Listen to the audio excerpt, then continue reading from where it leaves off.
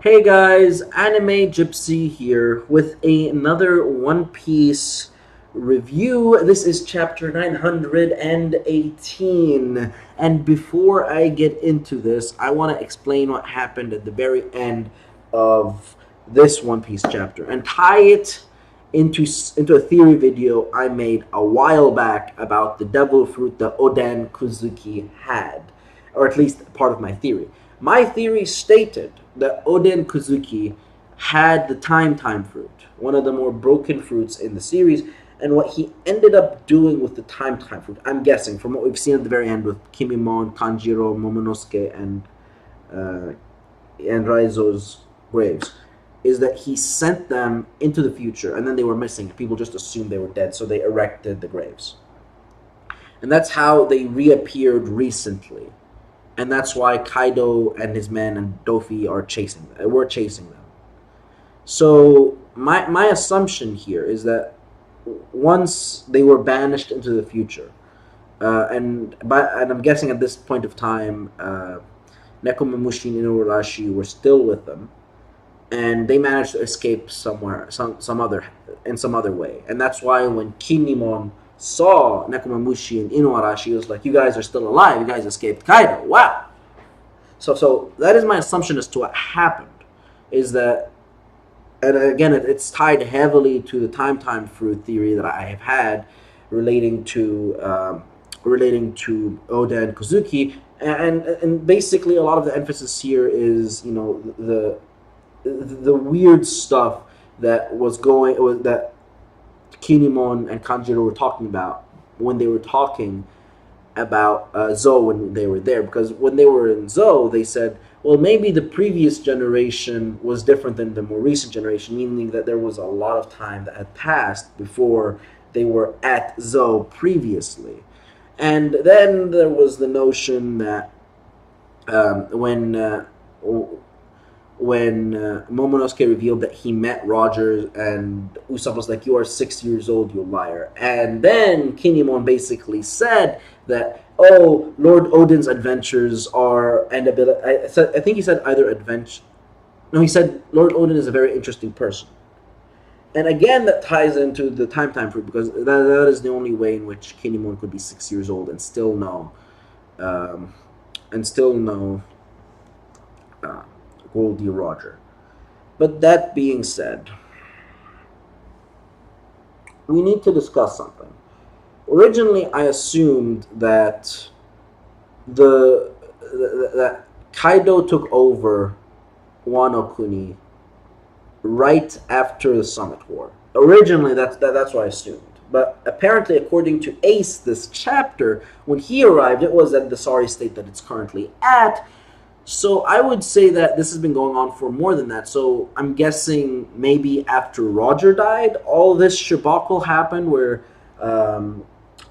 Kaido invaded Wano, and then Oden did the whole time fruit thing to banish or transport Momonosuke, Kanjiro, Kinemon, and Raizo into the future, and this is why they just appeared, and all this stuff happened. It's been more than 20 years, and that's why Kinemon was surprised to see Nekomamushi and Inuarashi alive. So basically, in the first 4 or 5 minutes of this video, I explained right now, right here, the Kozuki Oden time fruit theory that I've had. Now let's get on with the chapter.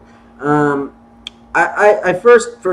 just want to discuss Hawkins, because a lot of YouTubers that are in the business of reviews have been hypothesizing that Hawkins would inevitably join Straw Hat and Company.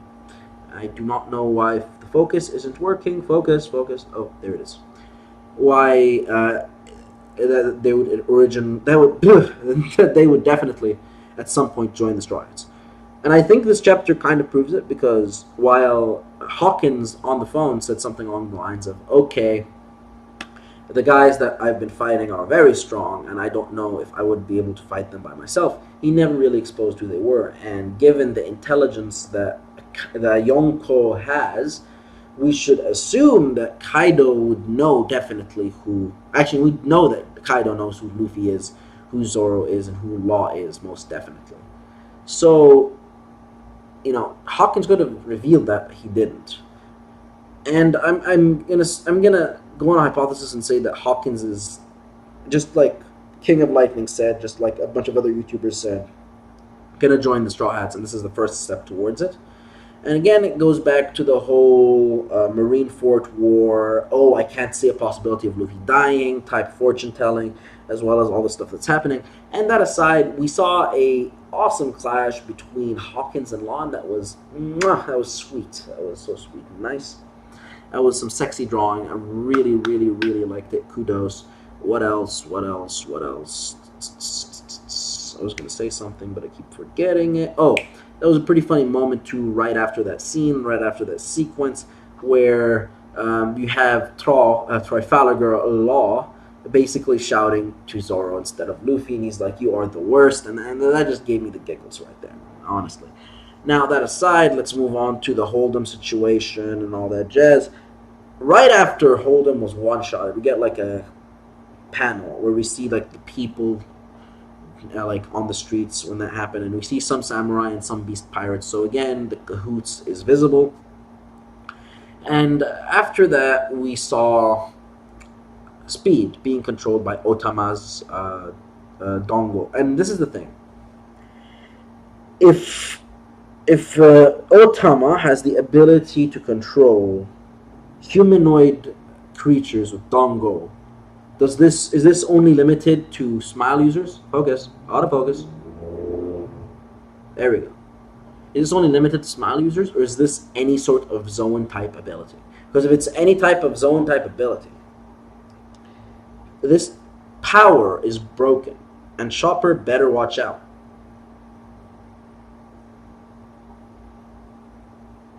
Autofocus.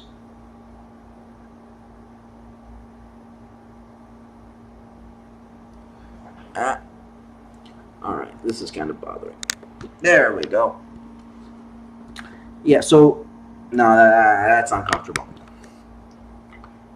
Man, it's gonna fix itself.